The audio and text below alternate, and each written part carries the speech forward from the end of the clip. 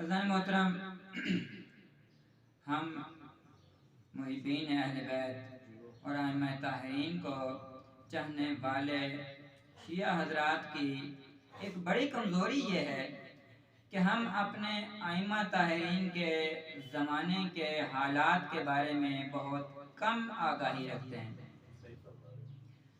اور یہی وجہ ہے کہ ہمارا دشمن کام کر رہا ہے اور وہ ہمارے ہی ائمہ کی سیرت، ان کے زمانے کے حالات کا مطالعہ کر کے سادہ لوشیوں میں مختلف قسم کے شبہات کو پیدا کر دیتا ہے، اور ہمارے سادہ لوشیہ چونکہ کم علمی اور کم مطالعے کی وجہ سے ان شبہات کا کما حق جواب نہ ڈھونڈ پاتے ہیں، نہ دے سکتے ہیں، اس وجہ سے وہ اپنے ایمان سے رخصت ہو جاتے ہیں۔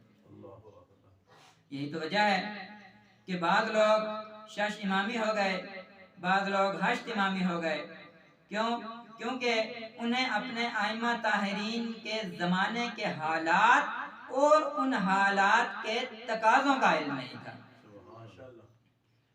اگر ہمارے شیعوں کو اپنے ائمہ کے حالات اور ان کے تقاضوں کا علم ہوتا تو کبھی یہ سوال نہ پیدا ہوتا کہ کیوں امام حسن علیہ السلام نے صلح اختیار کی اور امام حسین علیہ السلام نے جنگ اختیار کی۔ عزیزان محترم، انہیں شبہات میں سے کہ جو دشمن شبہات پھیلا رہا ہے، دشمن کا کام کیا ہوتا ہے؟ دشمن کا کام یہ ہوتا ہے کہ وہ ہمیں حالات کا ایک رخ دکھاتا ہے، تصویر کا ایک رخ دکھاتا ہے، لیکن دوسرا رخ مخفی ہوتا ہے، اور اس دوسرے رخ کا مومنین کو پتہ نہیں ہوتا، تو وہ شبہات میں پھنس جاتے ہیں۔ انہی شبہات میں سے ایک شبہ یہ پیدا کیا جاتا ہے کہ کیوں امام صادق علیہ السلام نے قیام اور جنگ اختیار نہیں کی۔ ہمارے منابر پر، ہمارے ممبروں پر زیادہ تر امام صادق علیہ السلام کے بارے میں یہی پڑھا جاتا ہے، جیسے کہ ہمارے نوجوان خطیب جناب اجتہادی صاحب نے اور صفی صاحب نے بھی پچھلے دنوں یہی پڑھا کہ امام صادق علیہ السلام نے نشر علم کا کام کیا، اور امام صادق علیہ السلام کی ایک ایک کلاس میں 4,000 طلاب موجود ہوتے تھے۔ اور میں نے ایک عالم دین کی زبانی سنا کہ یہ جو 4,000 کی تعداد کا ذکر ہے، یہ امام کے عمومی شاگرد نہیں تھے، بلکہ یہ 4,000 فقہا تھے کہ جن کی تربیت امام صادق علیہ السلام نے۔ عزیزان محترم، شبہ کرنے والے یہ شبہ ڈالتے ہیں کہ اللہ اکبر، اتنی زیادہ تعداد امام کے شیعوں کی، امام کے شاگردوں کی، امام کے حمایتوں کی، اس کے باوجود امام علیہ السلام نے جنگ کیوں نہیں کی، قیام کیوں نہیں کیا؟ بالاخص کہ جب امام صادق کا دور وہ دور ہے کہ جب بنو امیہ سے اقتدار بنو عباس کی طرف منتقل ہو رہا تھا، مختلف علاقوں میں لوگ حکومت کے خلاف جنگ کرنا شروع ہو گئے تھے۔ انہی علاقوں میں ایک علاقہ خراسان بھی تھا کہ جہاں ابو مسلم خراسانی نے حکومت کے خلاف جنگ کی، اور وہ کافی حد تک اس جنگ میں کامیاب رہا۔ تو جب وہ جنگ میں کامیاب ہو گیا تو ابو مسلم خراسانی نے امام صادق علیہ السلام کو خط لکھا، اور خط لکھ کر امام صادق علیہ السلام کو حکومت کی پیشکش کی۔ تو اب شبہ کرنے والے یہ شبہ ڈالتے ہیں کہ اتنے ایک تو شاگردان کی تعداد امام علیہ السلام کی، اور اس کے بعد ابو مسلم خراسانی خط لکھ کر کہہ رہا ہے کہ یا مولا، میرے پاس اتنے سپاہی ہیں، آپ آئیں اور حکومت کی باغ ڈور سنبھالیں۔ ابو مسلم خراسانی کا قاصد آتا ہے امام علیہ السلام کے پاس، اور آ کے وہ خط پیش کرتا ہے، نامہ دیتا ہے۔ امام علیہ السلام نے خط کا مطالعہ کیا، خط کا مطالعہ کر کے آپ خاموش ہو گئے۔ نمائندہ کہتا ہے یا مولا، مجھے جواب چاہیے، میں جا کر کیا جواب دو؟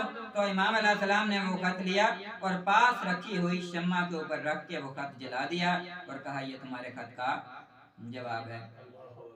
عزیزان محترم، اب شبہ کرنے والوں نے شبہ کر دیا۔ اب اس شبہ کا جواب کے لیے ہمیں تاریخ کے اوراق کی برگردانی کرنی پڑے گی۔ عزیزان محترم، مجھ ناقص العلم طالب علم کی سمجھ میں جو جواب آئے ہیں، ان میں سے پہلا جواب یہ ہے کہ عزیزان محترم، امام علیہ السلام ایک پائیدار کام کرنا چاہتے تھے، ایک ایسا کام کرنا چاہتے تھے جو باقی رہے۔ اگر امام علیہ السلام اس وقت کی حکومت کو اپنے ہاتھ میں لے لیتے تو کیا ہوتا؟ اس کا نتیجہ یہ ہوتا کہ جو کچھ امام علیہ السلام کے مخلص صحابی تھے وہ گوشہ و کنار سے امام علیہ السلام کی خدمت میں حاضر ہو جاتے اور امام علیہ السلام کی کمک کے لیے آمادہ ہو جاتے. اور وہ اصحاب ہوتے کتنے؟ زیادہ سے زیادہ اتنے اصحاب ہوتے جتنے امام حسین علیہ السلام کے ساتھ تھے. تو کیا ان چند مخلص صحابہ کے ساتھ امام علیہ السلام حکومت کو سنبھال سکتے تھے؟ عزیزان محترم، حکومت کی باغ ڈور سنبھالنا یعنی سیاست میں آنا، حکومت میں آنا یعنی تمام شعبوں میں اسلام کی حاکمیت کو رائج کرنا. تو عزیزان محترم، جس طرح امام علی علیہ السلام کو 25 سال کے بعد جب لوگوں نے در پر آ کر، امام کے دروازے پر آ کر امام کو حکومت کی پیشکش کی تو امام علی علیہ السلام نے ان کی حکومت کو قبول کرنے سے انکار کر دیا. اس کی وجہ یہ تھی کہ امام علیہ السلام یہ جانتے تھے کہ 25 سال یہ اسلام کی واقعی حاکمیت سے دور ہو گئے ہیں، اب ان میں علی کے عدل کی تاب نہیں رہی. تو یہ ایک وجہ یہ نظر آتی ہے کہ امام علیہ السلام ایک پائیدار کام کرنا چاہتے تھے، اور یہ پائیدار کام حکومت کو ہاتھ میں لینے سے نہیں ہوتا بلکہ نشر علم کی وجہ سے ہونا چاہیے. سبحان عظمت محمد و آل محمد بلند تر صلوات. اللہم صلی علی محمد و آل محمد. محترم، دوسری وجہ جو امام علیہ السلام کے اس وقت کی حکومت کو ٹھکرانے اور حکومت کی پیشکش کو قبول نہ کرنے کی بندہ حقیر کی سمجھ میں یہ آتی ہے کہ اگر امام علیہ السلام حکومت کو قبول کر لیتے تو جیسے کہ میں نے پہلے ذکر کیا کہ گوشہ و کنار سے امام علیہ السلام کے واقعی شیعہ امام علیہ السلام کی خدمت اور مدد کرنے کے لیے باہر آ جاتے اور وہ شیعہ تمام لوگوں پر ظاہر ہو جاتے، اور حکومت تو کیا ہی بننی تھی، یہ تمام شیعہ امام کے جو واقعی شیعہ تھے یہ تمام شیعہ بھی مارے جاتے اور اس کے بعد شیعت کا نام و نشان باقی نہ رہتا. بعین ہی اسی طرح کہ جس طرح امام حسن علیہ السلام کے زمانے میں ہوا کہ امام حسن علیہ السلام نے جب یہ دیکھا کہ اب میرے واقعی شیعوں کی تعداد کم رہ گئی ہے، اگر میں ان واقعی شیعوں کو لے کر جنگ کروں گا، قیام کروں گا تو میرے یہ واقعی شیعہ بھی مارے جائیں گے اور شیعت کا نام و نشان مٹ جائے گا. اور امام حسن علیہ السلام کے زمانے میں نوبت یہاں تک پہنچ گئی تھی کہ خود امام حسن کے لشکر والے نعوذ باللہ امام کو مذل المومنین یعنی مومنین کو ذلیل کرنے والا کہتے ہیں. تو ایک وجہ یہ بھی نظر آتی ہے کہ اگر امام علیہ السلام ان مٹھی بھر مخلص شیعوں کو لے کر حکومت کی باغ ڈور سنبھال لیتے تو امام کے یہ مخلص شیعہ بھی مارے جاتے اور شیعوں کا نام و نشان بھی باقی نہ رہتا. عزیزان محترم، کہ کون سا زمانہ ہے امام صادق علیہ السلام کا، کس قسم کا زمانہ ہے؟ ایک شخص آیا امام صادق علیہ السلام کی خدمت میں، امام کو اطلاع دی گئی تو امام نے پوچھا کون آیا ہے، کون ہے؟ تو وہ بندہ خود جواب دے کر کہتا ہے انا من شیعتک و موالیک، یا مولا میں آپ کے شیعوں میں سے، آپ کے محبین، آپ کے موالیوں میں سے ہوں. تو امام نے فرمایا کہ اللہ جس سے محبت کرتا ہے اس کے دل میں ہم اہل بیت کی محبت کو ڈال دیتا ہے اور بالآخر اس کا ٹھکانہ جنت ہوتا ہے. بالآخر اس کا ٹھکانہ جنت ہوتا ہے. لیکن یہ تو بتاؤ من ای محبین انتا، کہ تم میرے محبین میں سے کس گروہ میں آتے ہو، کس کیٹیگری میں آتے ہو؟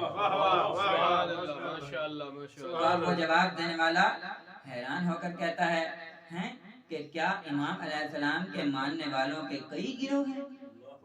اسے تو معلوم نہیں تھا. تو وہاں پر امام علیہ السلام کا سدیر نامی ایک صحابی موجود تھا، اہل معرفت میں سے تھا. وہ امام سے سوال کر کے کہتا ہے یا مولا آپ خود ہی بتا دیں کہ آپ کے ماننے والے، آپ کے محبین کتنی قسم کے ہیں؟ تو اس وقت امام صادق علیہ السلام فرماتے ہیں کہ ہمارے ماننے والے 3 قسم کے ہیں. مولا کون کون سے؟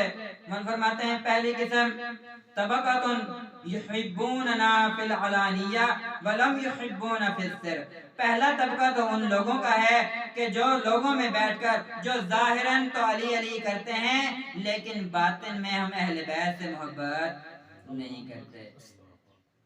دوسرا طبقہ امام فرماتے ہیں طبقۃ یحبون فی السر ولم یحبون فی العلانیہ، دوسرا طبقہ ایسا ہے کہ جو لوگوں میں بیٹھ کر تو ہمارا دم نہیں بھرتے لیکن ان کے باطن میں ہم اہل بیت کی محبت موجود ہے۔ سبحان اللہ سبحان۔ امام علیہ السلام فرماتے ہیں تیسرا طبقہ وہ ہے یحبوننا فی العلانیۃ والسر، تیسرا طبقہ وہ ہے کہ جو لوگوں میں بیٹھ کر بھی علی علی کرتے ہیں تنہائی میں بھی علی علی کرتے ہیں۔